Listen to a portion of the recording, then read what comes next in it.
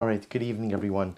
We'll get started. So I want to begin first by thanking all of the families who dedicated and sponsored tonight's shir, to thank our Talmud Torah sponsors for the month of ER Menachem and Susie Schoenfeld for dedicating all of the shir and drashos this month, li'aliyas and the shamas of their grandparents, Moshe ben Shimon Lev Halevi, Sarah Leah bas Dov Ber, Menachem Mendel ben Dov Ber, Sarah Yita bas Yaakov Sender, Noach ben Avram, Fega bas Meir, David Shimon ben Yisrael, and Sarah bas Yaakov. We thank Ari and Haley Lichterman for dedicating this week of learning Le'ilui Nishmas Haley's mother, Linda Kotin, Rachel Leah bas Ruvain Meir.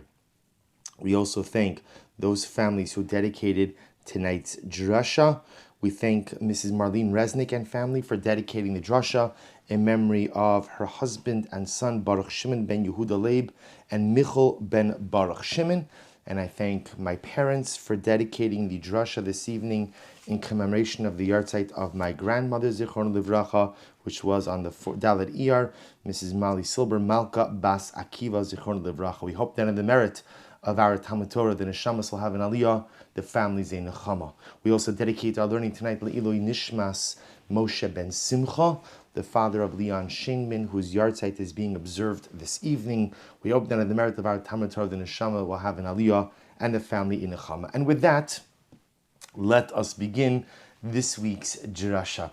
So it struck me, in these parashas of Acharei Mos and Kedoshim, there's no shortage of incredible halachas, incredible mitzvos, and incredible aspects to speak about. But what struck me is that this week's parsha talks about the Avada of the Kohen Gadol, speaks about, again, the service of the high priest on Yom Kippur. And the truth is, many times when we get to Parshas Acharei Mos, so the truth is, these details aren't as intriguing to us given the time of year that we're in, because they're far off. I'll tell you that for me personally, and my parents are on the shir, so they'll appreciate this as well. Not long after I became a bar mitzvah, I grew up in a small community in New Jersey, and as the community was growing, so they had to make 2 minyanim in 2 different locations on Yamim Noraim. And so I was maybe 13, 14, 15, not more than that, and I was asked to lean on Yom Kippur at the satellite minyan. They wouldn't let me lean in the main shul. It's for a different shir. But at the satellite minyan. And the Kriya, of course, is the beginning of Parshas Acharei Mos. So whenever I come to this Parsha, although I haven't leaned it probably since my youth, still it resonates with such an importance, not only because of the profundity of the words, but also because it, Baruch Hashem, brings me back a little bit to my childhood. But I want to draw your attention to one specific part of the Avoda. I think this is actually probably like the first time that I'm ever speaking about the Avoda of the Kohen Gadol, the service of the Kohen Gadol on Yom Kippur, when it's not Yom Kippur. So interestingly enough, what I want to draw your attention to is one specific detail. And it's a detail actually not mentioned at all in the Torah, but brought down instead, we'll see in the Mishnah and ultimately in the Rambam. But the truth is, you're going to recognize it because it's during, let me say a little bit differently. One of the most powerful moments of Yom Kippur Day happens to be one of the most difficult parts of Yom Kippur Day. Musaf of Yom Kippur is an incredibly powerful tefillah. The difference is, for most of us, by the time we come to Musaf on Yom Kippur, we're already beginning to feel the effects of the fast. And even if you're able to get through your own Shmona Esrei, by the time you get to Chazaras Hashatz, it's not pashat. It's not simple. And then you get to the Avod of the Kohen Gadol, which is an incredible section that goes detail by detail through what the Kohen Gadol, the high priest, did over the course of Yom Kippur.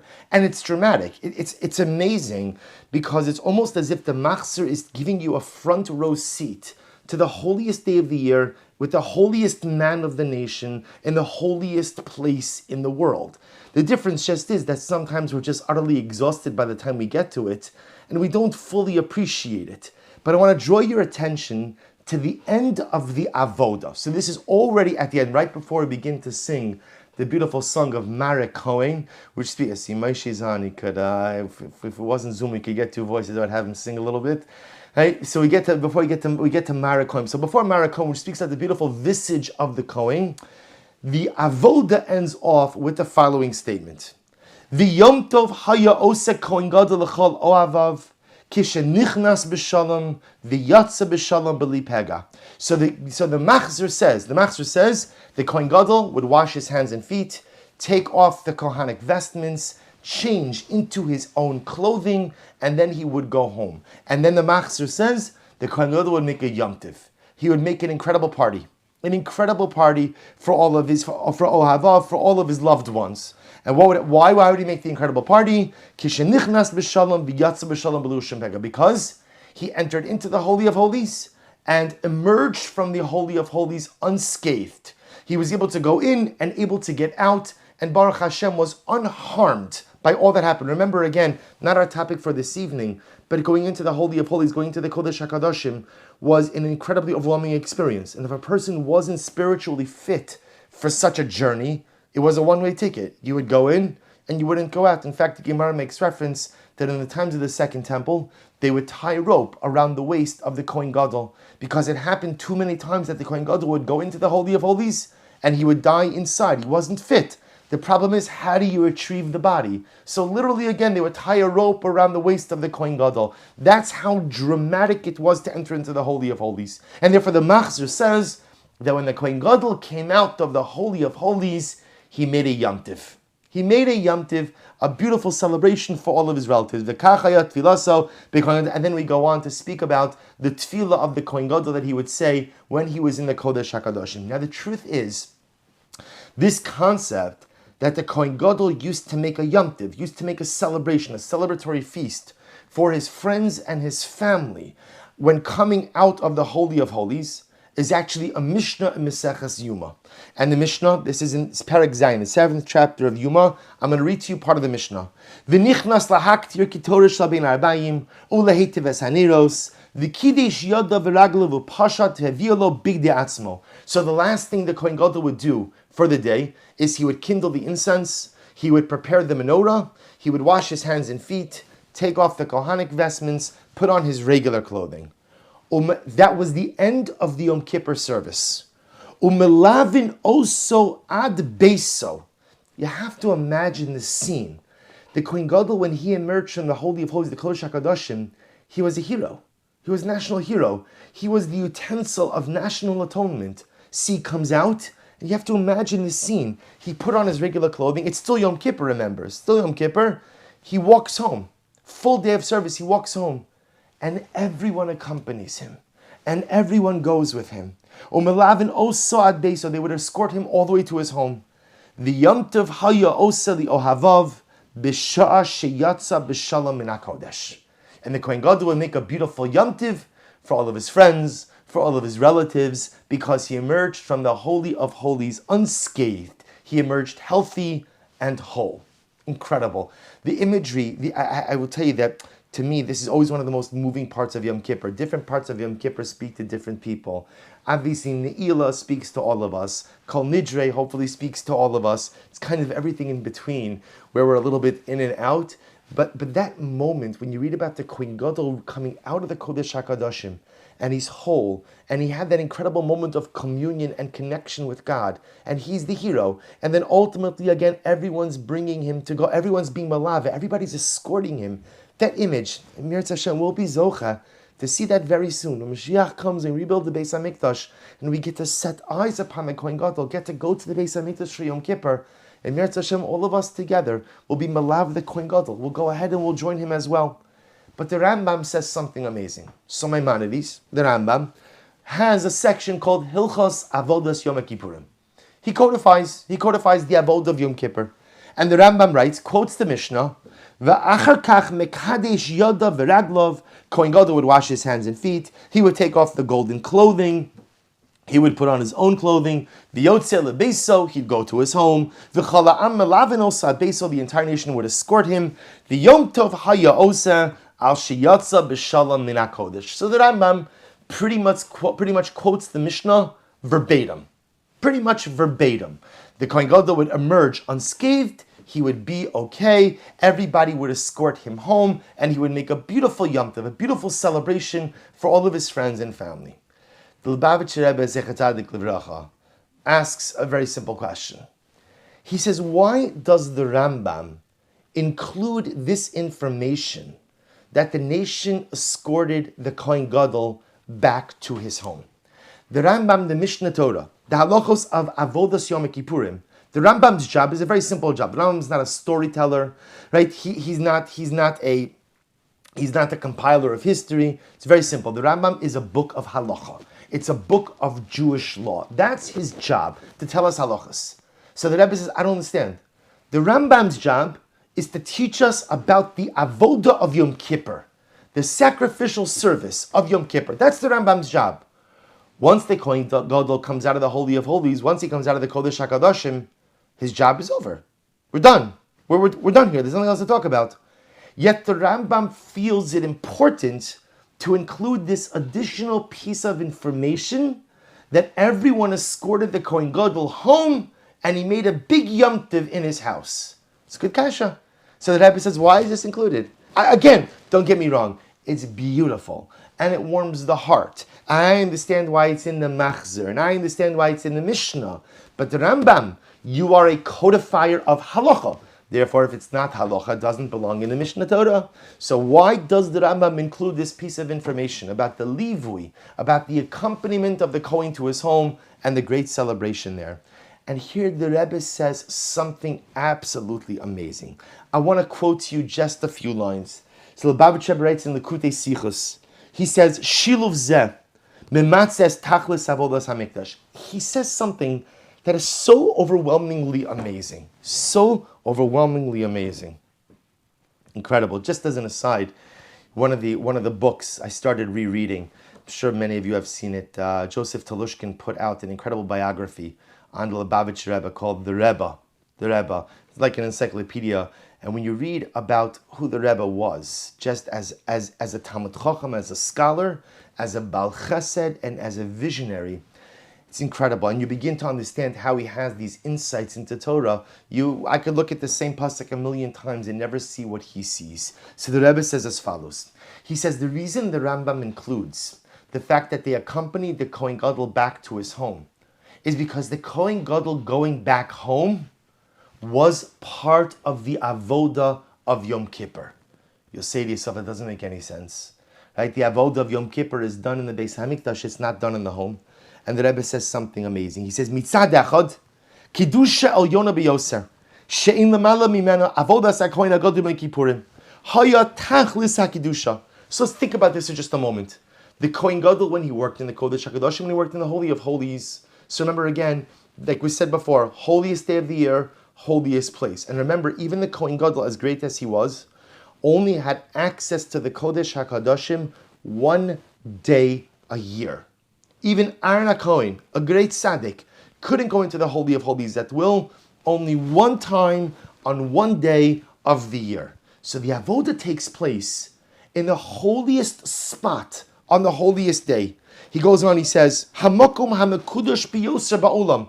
You know, if Eretz Yisrael is the holiest country, and Yerushalayim is the holiest city, and Har HaBayis is the holiest spot, and the Beis HaMikdash is the holiest place, the Kodesh HaKadoshim, it's the apex, it's the zenith, it's the pinnacle of holiness in this world. And that's where the Kohen Gadol is entering.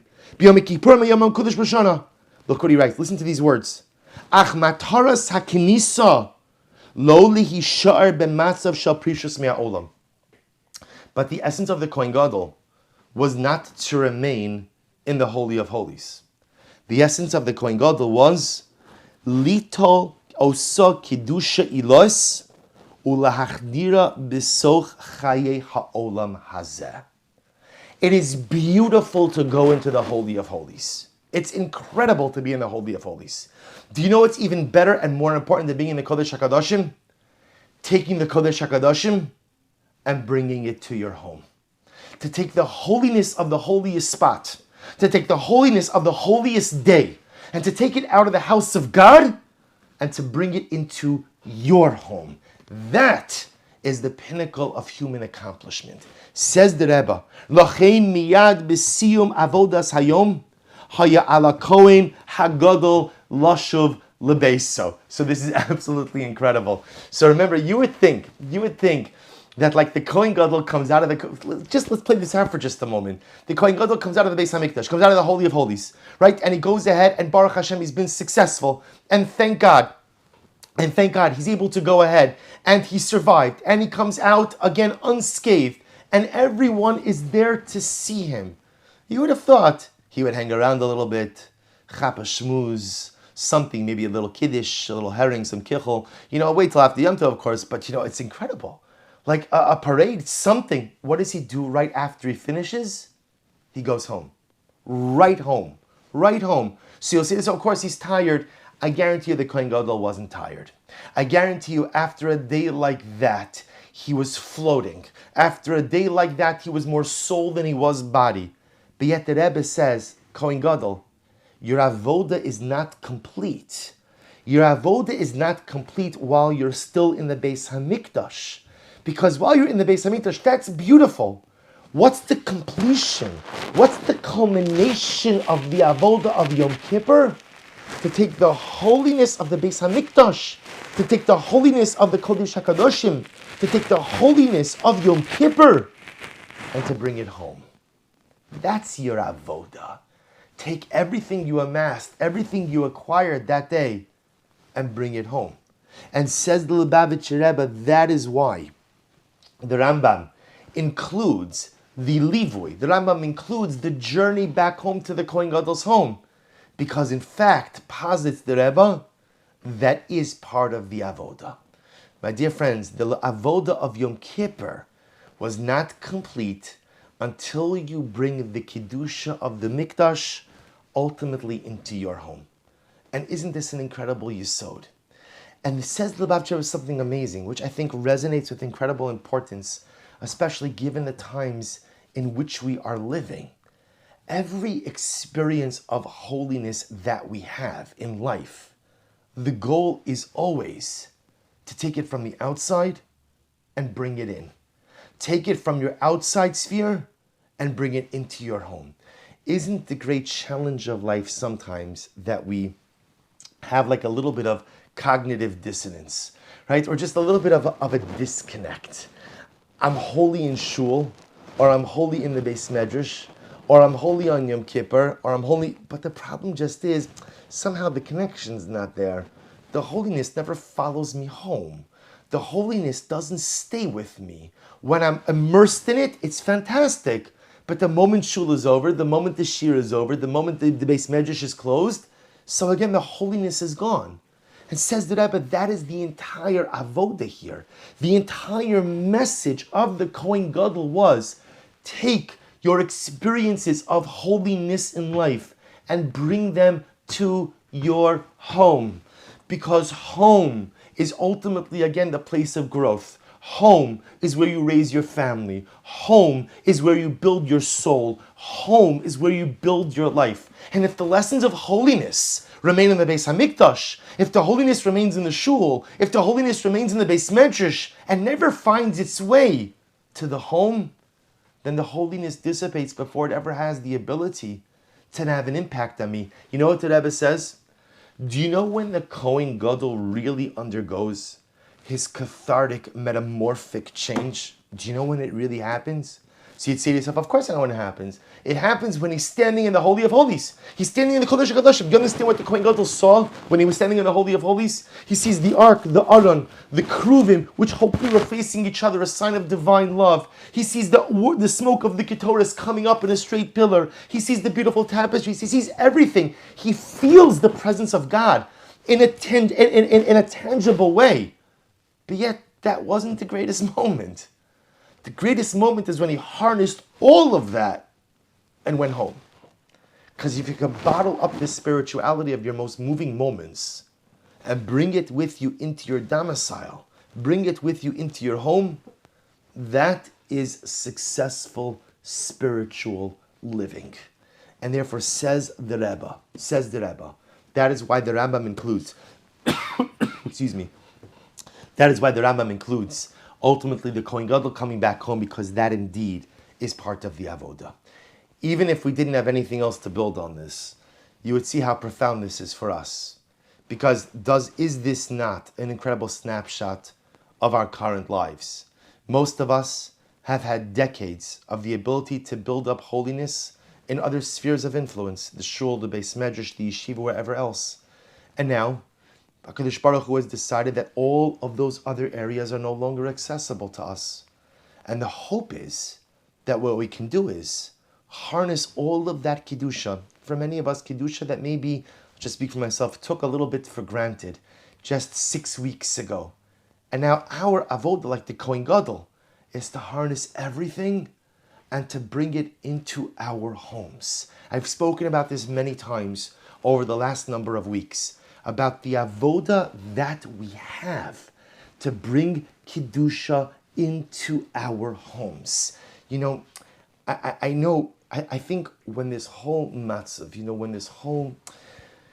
when coronavirus first became the reality of our lives, I think we all had very grandiose ideas as to what we were going to accomplish. And yes, we're going to make the home like the shul, we're going to make the home like the mikdash, we're going to make the home like the teva, all the different things. And then what happened? So the truth is a little bit of like reality set in. So homeschooling set in. No one knows what's hit them with that, right? Not exactly sure. All I know is that there's a lot of people speaking very loud all of the time, right? That's pretty much, I think, that describes many of our lives right now. And again, for those who don't have that beautiful cacophony, it's a magnificent cacophony. There's so much other stuff going on. There's feelings of isolation, feelings of sadness, the unknown. My dear friends, we have to be so careful. I think I mentioned this in a different shir. My personal greatest fear is that this whole thing is going to be over, and it will be over in Mir Hashem. But it's going to be over, and I will have not utilized the opportunity to affect change. To affect change in myself, to affect change in my family, to affect change in my home. Because there is a magnificent and dramatic opportunity to bring the Kodesh HaKadoshim into the home, to bring the Mikdash into the home. That was the Avoda of the Kohen Gadol, and that is our Avoda as well. But there's something else. You see, on one hand, we're stressing the importance of the Kohen Gadol's home, and how it is that the Kohen Gadol, the Avoda wasn't complete until ultimately, again, he went back home after Yom Kippur, after coming out. Coming out of the Kodesh HaKadoshim is great, but Yom Kippur is not finished until the Kohen Gadol goes back home. But I want to tell you something amazing. The first Mishnah, Maseches Yoma, says something very simple. Mishnah, this is Beis Amud Aleph, Maseches Yoma. Shivas Yomim Kodem Yom HaKippurim, Mafishin Kohen Gadol Mi Beiso Lishkas Parhedrin. You know, it's interesting. The same Kohen Gadol who rushes home after Yom Kippur is over. He rushes home after Yom Kippur is over, right? Because again, the Avodah is not complete until you bring the holiness of the Mikdash into the home. Yet that same Kohen Gadol is taken out of his home right after Rosh Hashanah. Comes Matzei Rosh Hashanah, the Sanhedrin, they come and they pick up the Kohen Gadol and they bring him to the Beis HaMikdash. They have a room for him. That place was called the Lishkas Parhedrin, and ultimately, again, that was the Kohen Gadol's room. That's ultimately, again, where he lived.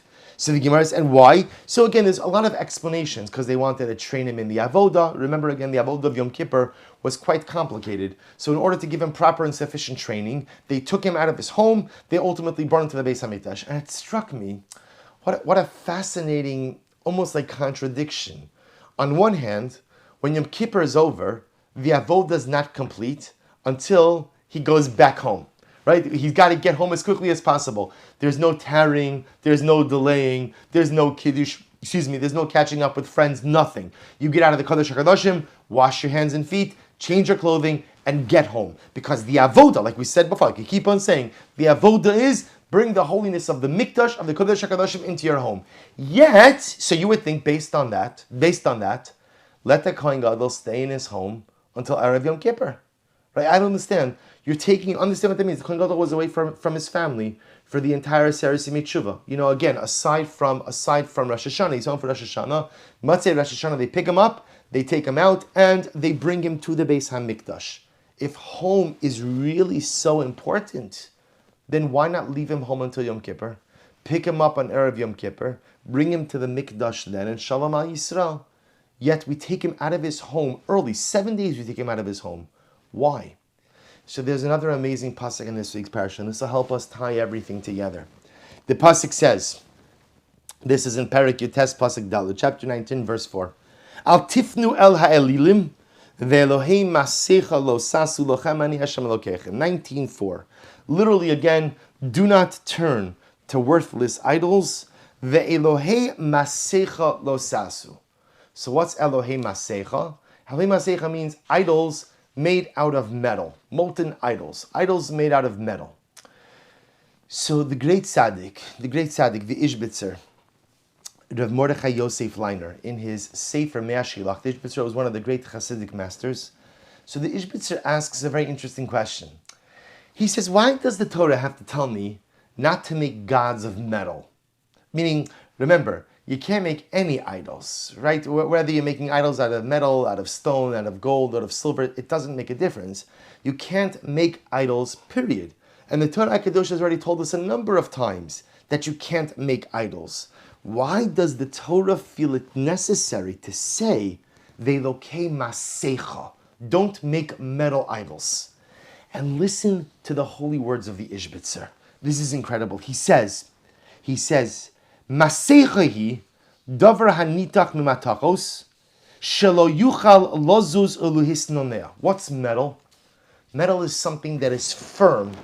And really, you can't move metal. I mean, you can move metal, we'll see, with like a lot of force. But lemaisa, metal is usually something that is not malleable. Metal is fixed in place.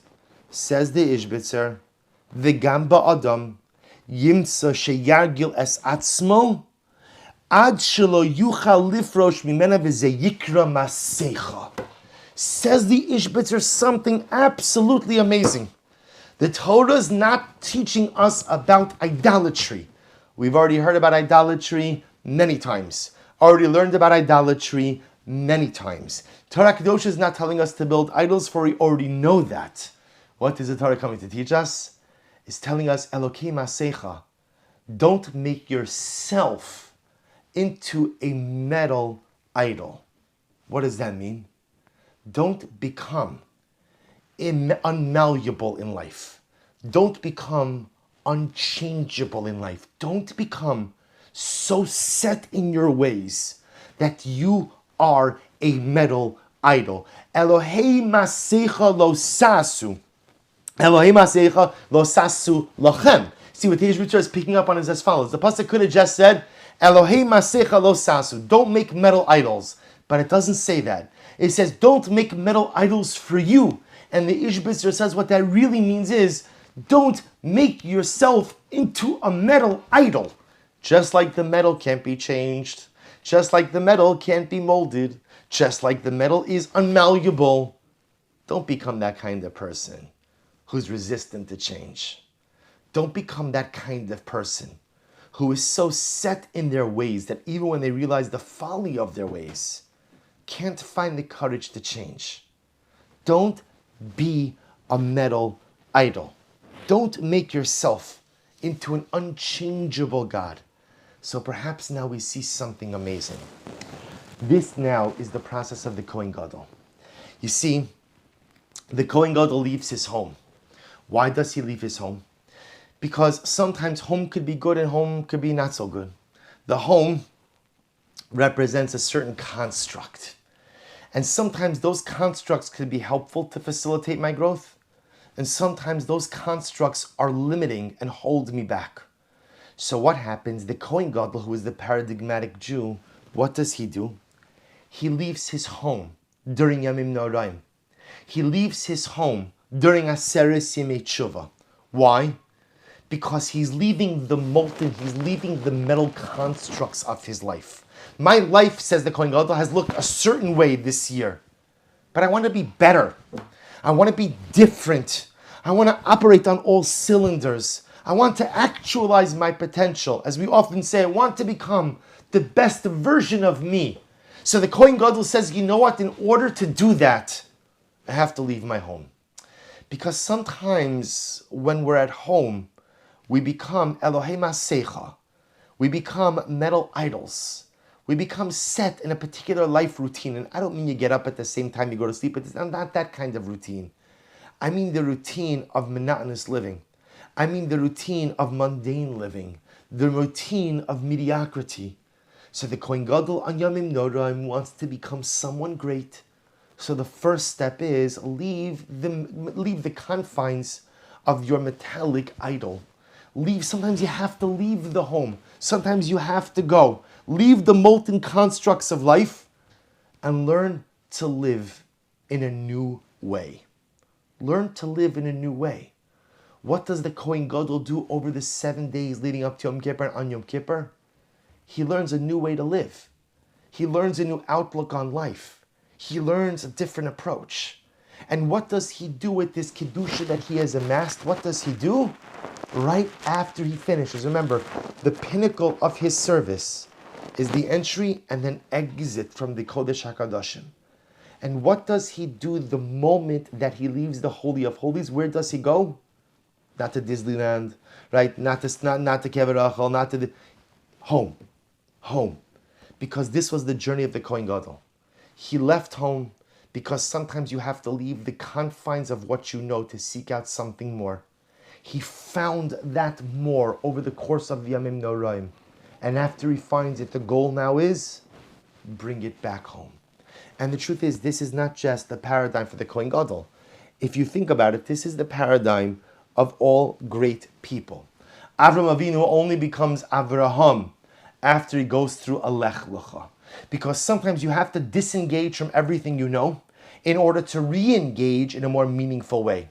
Moshe Rabbeinu has to go away from everyone and everything he knows for 40 years, shepherding for 40 years. From the age of 40 to 80, he has to leave everything he knows in order ultimately, again, to re-engage with his people, to re-engage with his nation. It's the Kohen Gadol, and the truth is everyone, David HaMelech spends so much time in the field as a shepherd because sometimes you have to disengage from the home that you know in order to learn new things. But the goal is after you learn those new things, what do you do with them? You bring them back to your home. You inspire your home. You grow your home. But the irony is, sometimes you have to leave the home. You have to leave the constructs because sometimes when you spend too much time at home, you become the Elohei Masecha. You become ultimately, again, the metal idol. You become unchangeable, set in your ways, unwilling to change. So sometimes you have to disengage, learn something new, and then re-engage. And then ultimately bring all of that holiness back to you in your home. And the truth is, this is not just true for Avram, and for Moshe, and for David, and for the Kohen Gadol, but it's true for us as well. This need to sometimes examine the home we've built, and then to ask ourselves, is this the optimal home? Is this the optimal home? And very often the answer is the home is beautiful and the home is wonderful. But it's not optimal. It could be better. It could be holier. It could be more beautiful. So then what do? I say, you know what? I smash the metal idols. Just because this is what it is, doesn't mean this is what it has to be. I want to change. I want to change. And so I smash the metal idols. I disconnect a little bit from the constructs of the home. I seek out new holiness. And then my goal is bring it back into the home. But how do you deconstruct the metal idols? Right? Because everything really hinges on the ability to break free of the Elohei Masecha. Because so many times in life, remember, it's Elohei Masecha lo sasu lechem. God knows us better than we know ourselves. And God knows that very often we become metal idols. So how do you go ahead and break free of your metal idol? How do you get rid of your metal idol? So I'll suggest 2 ideas and what this will conclude. Number 1, there is a way to change metal. There's a way to change metal. In fact, actually, there are many ways to change metal. I Googled this afternoon about how you mold metal. The truth is, I think that you need like a degree in engineering to understand it. So I'll just tell you the simple one that I as a layman understand. It's very simple. Heat. Heat changes metal. Right? If you heat up metal, you have the ability to mold it into something else. So perhaps what we need to do in life is bring a little bit of heat, bring a little bit of warmth, or perhaps better stated, some passion to our Yiddishkeit and some passion to our lives. You see, at different points, we all get stuck in the Elohei Masecha. We all become metal idols. We get stuck. So how do you break free of that? You need heat. You need passion. The goal in Yiddishkeit is become passionate about something. You don't have to be passionate about everything. No one's passionate about everything, right? I have yet to meet the guy who mamish does backflips when he avoids shatnez. Mamish, I avoided shatnez.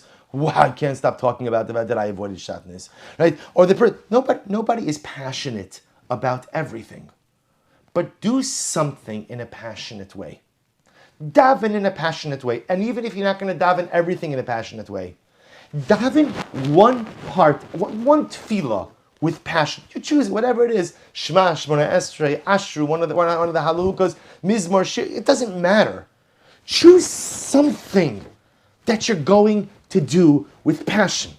Choose something that you're going to close your eyes, rock back and forth, and connect with your Creator. Generate heat with something. Find some other mitzvah in which you have the ability to generate a sense of passion and a sense of excitement. Find one relationship that you could bring more passion to, whether it's a friendship, whether it's a marriage, whatever it might be. Heat has an incredible capacity to allow us to mold metal.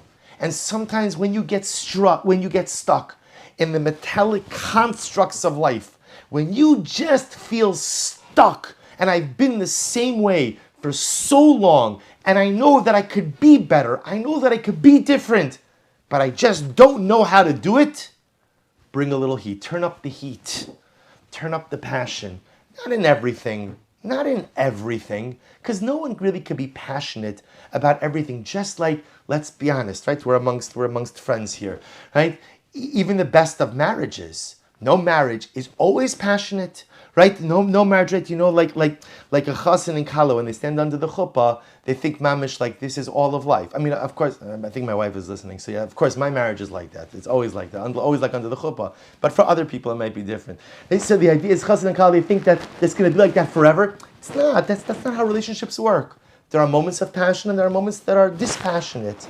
But the goal is live life with more passion. Live your Yiddishkeit with more passion. Bring excitement to something. Turn up the heat for yourself in some way. Because if you bring passion to some element of your Avodas Hashem, your Yiddishkeit, that'll help you shape your metal. Number two, the other way to shape your metal. Something very interesting. You know, one of the other dramatic parts of the Avada of the Kohen Gadol of Yom Kippur, which is also not mentioned in the Torah, but of course is mentioned in the Gemara, is, you know, they didn't let the Kohen Gadol fall asleep that night. Right? The night, Yom Kippur night, the Kohen Gadol didn't sleep, which is actually pretty amazing if you think about it, given the fact that he had a pretty jam-packed day. He didn't sleep. So the truth is there's technical reasons why they didn't want him to fall asleep, but there's an incredible metaphorical ideas there also. The Kohen Gadol is in the Beis HaMikdash. How can you fall asleep in the Beis HaMikdash when there are so many opportunities all around you? See, the message that the Kohen Gadol was trying to convey is don't fall asleep at the wheel of life. Every day presents itself with so many incredible opportunities. Opportunities for growth in my relationship with Hashem, opportunities for growth in my relationship with others, and opportunities for growth in my relationship with myself. But you know what the challenge is? We're so tired. We're always so tired. So this one chaps a nap over here, and this one chaps a nap over there, and this one sleeps for a couple of hours, and this one sleeps for a couple of days, and this one sleeps for a couple of decades, and then we wake up and wonder, oh, what happened? It's very simple what happened. You fell asleep. You fell asleep. So don't expect to see opportunities or take advantage of them when you're snoring your way through life. The Kohen Gadol remains awake the entire night of Yom Kippur to teach us to live life with an awareness and an attentiveness to the opportunities all around us. It is true, you cannot seize every opportunity. I'll say it differently. You should not seize every opportunity. Some opportunities you should take, and some you should let pass. But you should be cognizant of every opportunity. Because those who are cognizant of their life opportunities, never allow themselves to become metal idols, because they're always looking for something.